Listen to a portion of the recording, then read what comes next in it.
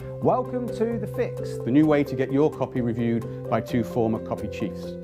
because whether you're an aspiring copywriter or you've been in the industry for decades, The best way to improve your work isn't to read books, blog posts, or online guides. it's to see real writing, your writing, being reviewed and improved in front of your eyes. And that's the goal of The Fix, to bring you inside a virtual writer's room And watch along as we review, edit and rewrite real copy. from real writers like you. So let's get straight into this week's episode. And remember, if you like what you see here, Please share The Fix with anyone you think would find it valuable. It is completely free. Hello and welcome to another episode of The Fix. Let's dive straight into the copy that we're looking at in today's episode, shall we? Just going to bring it up for you on screen right now, and I'll read it aloud, and then we'll look at how it can be improved. So there's two subject lines proposed in this piece of copy. The first is acne scars will be troubles of the past once you ... And the second subject line, which is probably a test or another option for the marketers to try, make acne scars a long distant memory. And the copy goes like this. Right, you destroyed your acne. Now it's time to deal with those gruesome acne scars like war veterans coping with PTSD. The good news is that in the next few moments, I'll reveal a solution to acne scars that will make your skin so smooth, smiles will bloom on girls' faces while they ask you how your skin is so good compared to other boys. First, I must address the only reason you still have to deal with acne scars is that the outer layer of your skin, brackets epidermis, thins with aging. Let me explain.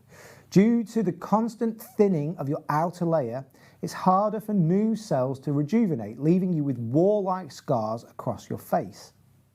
Annoying, isn't it? Just when you thought it was over and you can finally start rebuilding your self-confidence about your skin, a new problem arises from the old, like a zombie rising from a serial killer tombstone coming to cause more trouble. Don't worry, a particular chemical property named allotonin was reviewed for years by leading scientists.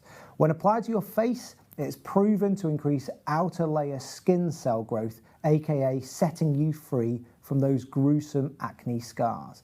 Now, this isn't an everyday ingredient. You can't just waltz into your local supermarket and ask Tiffany, the blonde store assistant, which aisle is the allotonin on, because like you, she won't know where it is. But guess what? I've got more good news. You'll think it's Christmas. Allotonin is in our face scrub. So you don't have to waste $6,000 on laser skin surgery just to get rid of acne scars when you do it more cost effectively with our face scrub in a couple of weeks. So if you're ready to get rid of your acne scars so well that smiles will bloom on girls' faces while they ask you how good your skin is compared to the other boys, then click down below to get our face scrub. Click here for men's face scrub. So let's dig into that piece of copy. Now, let's start with I actually think in this example, what's strong about it is also where it can be improved and perhaps where its weakness is. And what I mean by that is it clearly targets an emotional pain point. Okay, so the opening line was, right, you've got rid of your acne, now let's talk about those scars. Now we've talked before about, okay, where is your prospect? Yeah. How can you talk to them in a way that addresses a problem that is emotional, it's an emotional pain point for them. So that's strong. Yep. And I think that, so that's a big tick. If I was reviewing that piece of copy and there was, somebody working with me, I'd say, yes, right. However, I think tonally, you've got to be very delicate with that emotion, I felt like slapped in the face in not a pleasant way.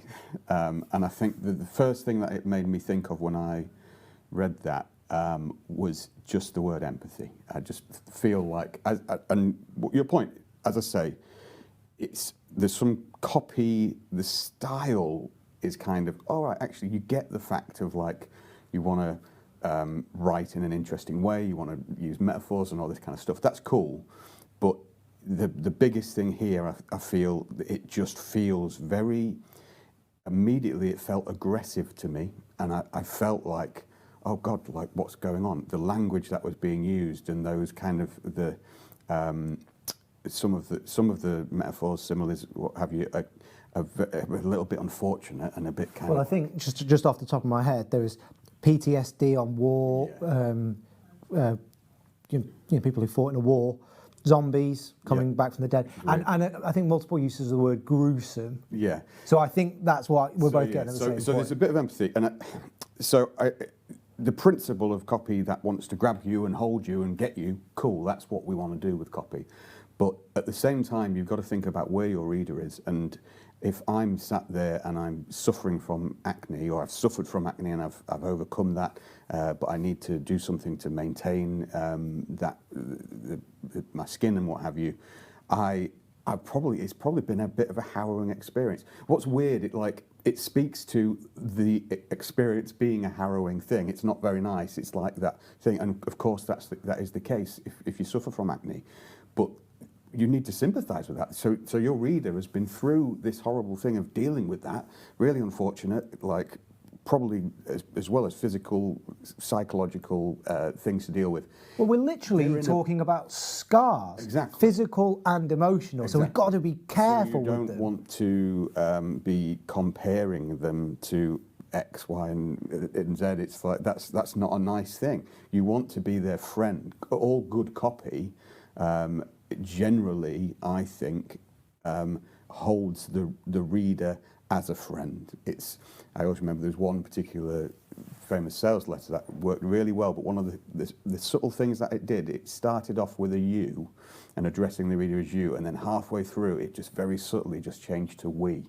But in a knowing, you could sense it had changed from like you're approaching the reader and then going, now come on, we're together now, come here and look at this and come away and buy this thing with me. And I feel like all good copying has to do that at some point. It needs, we always talk about addressing you, the reader, and doing that, but what you really are saying, doing that for is so it becomes a we. And eventually by the end of it, you feel engaged with that, the writer, the copywriter, the product behind it. That's when you then buy the thing.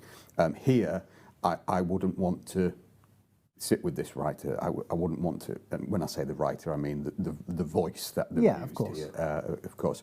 But I'm kind of aggressive. I'm immediately put back. I'm going, that's not a very nice way to describe me, which is essentially what you're doing as my target audience. It just feels a little bit, it feels too masculine. It feels like I know it's for men's face scrub or what have you, and I know that like if you look at brands like Bulldog or whatever it is, kind of there's a different way of doing manly stuff. In fact, I used Ruth's shaving cream yesterday because I'd run out, and I laughed because mine's black and silver and bold, and I went, oh, have you got any shaving foam left? And it's white and delicate with pink, and then I just sprayed it, and I was like, that's literally the same product in my hand kind of thing. But I understand that, but at the same time, that was too masculine, too, like, it just felt a little bit wrong for me. Well, I wonder if you can, so what's strong here is, it's a time-honoured and time-tested technique. So think about your customer, think about their pain point, talk directly to that, and then offer them a solution. Yeah. And in its own way, this piece of copy does that. So structurally, the sort of thinking that has been done that underlies that pitch, I think is relatively sound. Yes. In fact, really sound. That's probably, there's no need to be, less equivocal. But so I think that's good. But what you would call, well, you use the word empathy. I think it's about saying I feel your pain, because if you're going to twist the knife really of that person's emotional pain point, you need to let them know that I've been there too. Yeah, sure. I felt that way too, and then you give them hope. So it's quite a simple formula. Work out where you think they are, work out the thing that's keeping them up at night or their emotional pain point, talk directly to that gently as you can, then say, don't worry, I felt like this too, And do you know what? There is an answer, because you're taking them through that sort of, it's almost cathartic. Yeah. Oh yes, there are other people out there like me. I do feel like that. I'm not alone, and this person seems to have the answer. It seems strange because there's something in the copy that tells us that the copywriter in this case, they know where to go, and they almost, I feel like they've done the work. They know the emotions. They know what they should be. But they probably haven't had acne, I would imagine. Well, yes, yeah. That's the only thing. They know enough that they've gone, oh yeah, this is a bad thing to have and an unfortunate thing for people to suffer. But then they've gone, yeah, imagine that. But it's like, no, you imagine that first. Think about how you would feel as the writer, and then now you've got that emotional connection with the reader. Now you go and write the copy. And I think that's like a bigger lesson for so many lessons boil down to like kind of simple truths. And when it comes to understanding the reader, as a writer, it's so fundamentally important to do the work of understanding who that audience is and where they are. I mean, that's what we're saying, isn't it? But so often with the copy that we see, I feel it's like it shows that just that next piece of work hasn't been done. It's still working it out on the page almost, when actually you're there, you're almost there, but now just think about that. So read that. How would you feel if you received that information? And I think you need to do that. What I also think as well is this is probably a situation where you need to read it out. And I don't feel as though the writer has probably read this out aloud, because I feel as if you did, you would. There was a couple of lines where you speak there, and we'll get into the detail or what have you, but early on, when you say it, it's kind of behind the camera, I'm going, like, oh, and you immediately know it, and you can hear that. And if you was reading that out yourself, no matter how, like, you can read stuff out and just pretend it's fine, but you know when you read something, go, oh, that don't quite sit right. And I think if you did that, you'd immediately get the feel for like, oh, I wouldn't say this to my granddad. Like, but even if you picture like young 20-something, like male kind of audience maybe, which I feel like this is where this is aiming towards. You still wouldn't say it that way. That's not how they would speak. Well, there's a few things that are actually some more specific things. So if I was going to kind of recap what, that first part of the episode has been about, I would say there's two lessons. One is, if you're going to identify an emotional pain point, you've got to empathise with it. You've got to make the reader realise that you feel their pain too. They're not on their own, they're with you.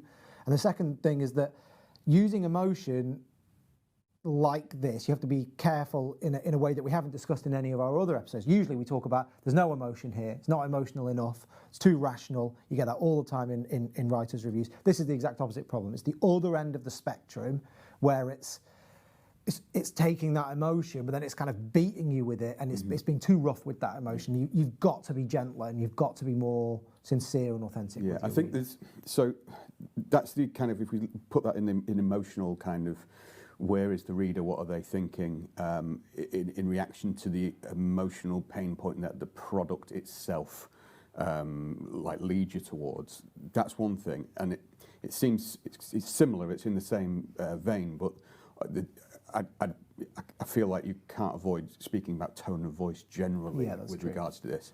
There's a few bits later on in there which, as I say, so we're probably looking here, it's men's face. I'm thinking in that kind of bulldog world. I'm thinking probably mid-20s to mid-30s kind of thing, male, what have you. Maybe younger. Maybe younger. Yeah. I mean, I wouldn't leave those people out of the sales letter I was writing. Yeah, when it comes to age, I still think I'm like 25. So well, you are getting younger as well, as I always tell you. Yeah. So that's where we're going, and tone of voice is very. It can be a very vague thing in copywriting and marketing and advertising generally, but it can also be, and mostly it's still probably innocent, still probably control that kind of make me sound fun and cool and what have you, and what have you, and that's what everybody wants. That's nonsense. It's not what everybody wants, it's what marketing It's what everybody thinks they want, yeah. It's nonsense and what have you. yet so many people do it, and what really that encapsulates is just a friendly kind of tone. That's really what's going on there. Now, people say they think about tone of voice a lot and what have you, but they don't really, because you can actually take it further. So if you actually were bold and was like, go, okay, right, I know my audience, and I know that they are a little bit kind of macho and what have you, and that's where like your bulldog's going for. It's like just a little bit of a kind of, yeah, okay, we're cool and we're a bit thing, but yeah, we don't talk about like moisturising, but we do moisturise kind of thing, and it's that kind of between me and you kind of vibe. What I think this needs to do in that, it's trying to do some of those kind of jokes or kind of references, like going to the shop and there's a blonde girl. I don't think that's very appropriate, and I think that will show you as being a not very nice. It's just not a nice tone to have. But I think there's other bits there where it just because you're trying to do that, but I feel as though they've not really thought about the reader, and it goes back to that pain point side of things, where they're missing that. Again, they're doing the work, they're doing the thinking. They're thinking, it's in the right direction, isn't it? Yeah. Oh, actually, okay, I'm going to be a little bit jokey there, be a little bit thinking there, and try and engage with the target audience. But I think it shows, and I've been thinking about this a lot recently, about reviewing people's work and everything. It doesn't matter what you necessarily think as the writer or what you were trying to do, what your intention with. Your writing reveals things that you can't help. Like it's what the writing shows on the page. I'm not saying that the writer thinks that, it's just that that's what's coming out. Yeah. And that's why you need to look at this and go, actually, well, why have I chosen to do that? The reason, and I believe they've gone, because I want to connect with like that slightly macho-y kind of, it's not for girls kind of thing, and like Yorkie kind of not for girls or whatever and stuff like that. But you've got to still do it. You've still got to find that tone of voice that still has that empathy, that still has the connection and knows about itself and has that little knowing wink. There's not necessarily tongue-in-cheek, but just knows, look, I'm saying it's the bulldog thing is like, yeah, no one moisturise. I mean, we do need to moisturise or whatever kind of thing. But it's bringing the you to us, and we're all in on the joke. I don't feel the lines here with the stuff with the counter assistant. I think there's something about Christmas. You'll feel like it's Christmas and all that. It just all feels a little bit like the writer doesn't believe it. And that's what's coming across for me. Well, there is a way of working with that, I thought. We should just go back to the copy briefly. It talks about, blonde assistant in the store, which, by the way, is the only other person apart from the prospect that is fully defined. So I don't know who's writing me the letter, and I don't really know who the company is. So I did think perhaps we can come back to that or park that. But those are definitely 2 points to look at. Like, who are you writing to me, and who do you represent? Because at the moment, there's only two people in this story, me and this shop assistant. But let's follow that logic through, right? So you're talking about the bulldog example, which is, that's a way forward. But you could all equally go in exactly the opposite direction, which is, let's think about our target market here. They're probably young men. Well, they are young men. That's who the letter has been written to. Young men with acne scars. They're probably going to be feeling somewhat fragile about that issue, not necessarily in life, but about that, it will be a pain point. They might be a bit embarrassed. They might be searching for an answer, but they might not publicly be searching for an answer. So the idea that they would go to a shop even in today's world is weird. To me, it's like, is this young man with acne scars going to just turn up to an attractive blonde? That's the story that's been told in the piece of copy. Is that really going to happen, or are they going to go online and they're going to want? It's more like if you look at the way men's hair loss products are sometimes marketed. It's the discreet package to your house or whatever it is. I know that's obviously an older target market, but they're still men. Yeah. It's the same continuum in some ways. So I wonder actually if it's like there's a discreet way to get this. You order online, it arrives next day, the postage is free, and you can try it out at home and see if it works. And it's like, to me, that starts to feel like, I can do something about this, and maybe I don't have to go out and put myself out there in a shop and say, this is bothering me. That's a hard thing to ask your reader to do, isn't it? Yeah, you're already going. It's again going back to treating that emotion gently. Don't ask them to go. Don't put them in the shop thinking, have you got the acne scar stuff?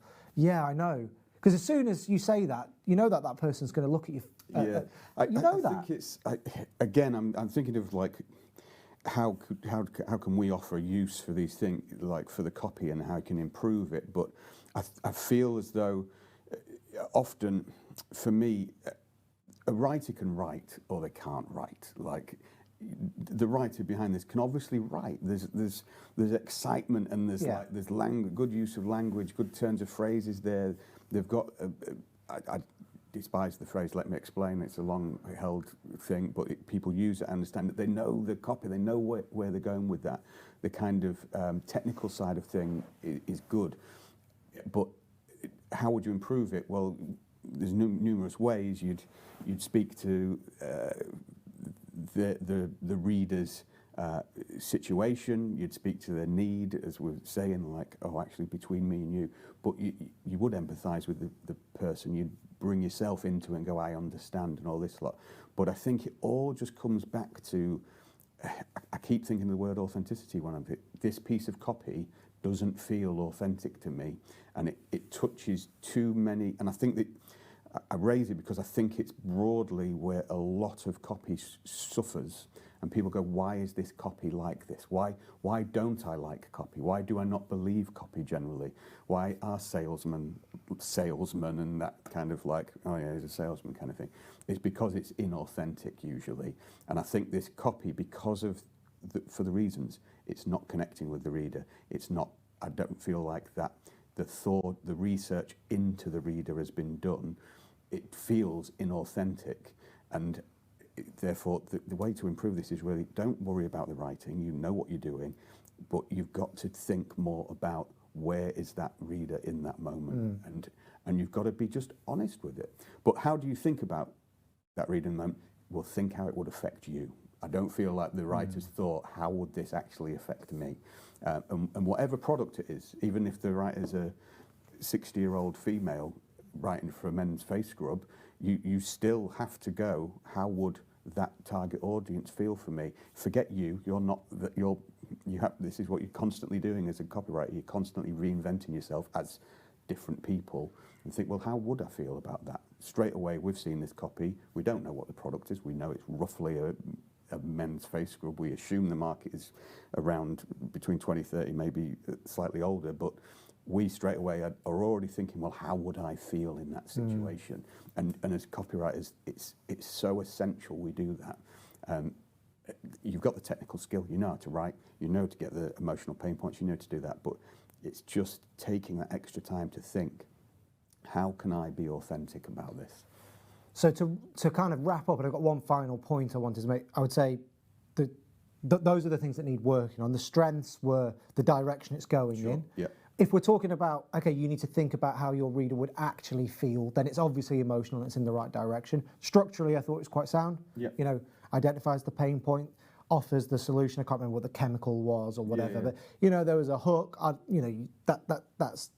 That's just there in the copy. No, structurally, I think it's generally fine for an email. This looks like to me like an email kind of thing. Yeah, exactly. It gets all the information down. It hit those points. So I think really it's thinking about the things that you just said and then just rewriting it probably in that same structure. The one thing I would change was just I just want to make a point about calls to action, because we mentioned that in a previous episode and I had some notes about it. But just the call to action just says, click here for men's face scrub. Just as a little, bleed out of the computer. Your call to action should, where possible, link back to almost what your subject line or your headline. So if because click here for men's face scrub is just very, it's just very prosaic, isn't it? This is the product. Yeah. It's like get the answer to your acne scars here. Is stronger and more emotional. There's probably a better version of it, but where possible, it's always worth making that call to action. Link back into the promise, link back into the emotion. Don't overdo it, but you would be surprised, and people are always surprised by just how often just changing that call to action, because it's just the bit that people are going to click. It's going to move the needle for you. People don't realise that as much. Now, I know that online, Facebook limits what you can actually say. not limits what you can actually say. The calls to action are defined by the social media platform sometimes. But if you don't have those restrictions, then try and make that call to action We should emotional. do a whole thing on call to actions because there are so many things you can do. That's a very good point, and that will get people a lot stronger than they currently are. But there's so much more as well you can do. But you've got to think about copy to the last line is the lesson as well. So many people focus on the top end, which you have to, and it's 80-20 or whatever, but I always think once you've done the 80% on that, you kind of need to flip it to 80% on the rest of it. That doesn't work mathematically, but it's just the idea of but it's, you've got to carry on. You're being consistent and you're just following it through. You don't need to do anything new in that call to action at the end because it will be a new idea. But you also, you just need to remember how you started and how you originally got them interested or originally appealed to them and go back in there. You're right, I think we should do an episode on calls to action. I mean, and more expansively, we could do closes, but let's not air our planning sessions publicly. Just turn away from them. In fact, let's leave the cameras on and start planning our episodes for next year. No, we'll do that when we're done in the studio. Thank you very much to the person who sent that piece of copy in. As always, we know how hard it is to put your copy out there to be reviewed in a public forum, and we do really appreciate you sending it in. Hopefully we were able to give you some pointers. To the person that wrote that piece of copy, you're definitely on the right tracks. You can clearly write, so hopefully we gave you a few pointers that helps you to strengthen it. As always, send your copy in to us and we will do our best to review it entirely free of charge. But today, we will wrap up today's episode. Thank you very much for joining us and we will see you again. Goodbye. And there we have it. We hope you got something valuable out of today's episode of The Fix. Maybe it sparked an idea or two for your next writing project. Maybe it triggered a new headline, opening line, or story to tell your reader. Maybe it inspired you to scrap what you have and start over. Or maybe it made you want to submit your current work in progress for a little constructive feedback. If that is the case, send your copy to us at feedback@thefixcopywriting.com. Or if you don't want us to review a specific piece of writing, send us a problem you're trying to solve. Or a challenge you want input on, and we'll do our best to help. And remember, if you like The Fix, please do share it with other writers, business owners, and marketers.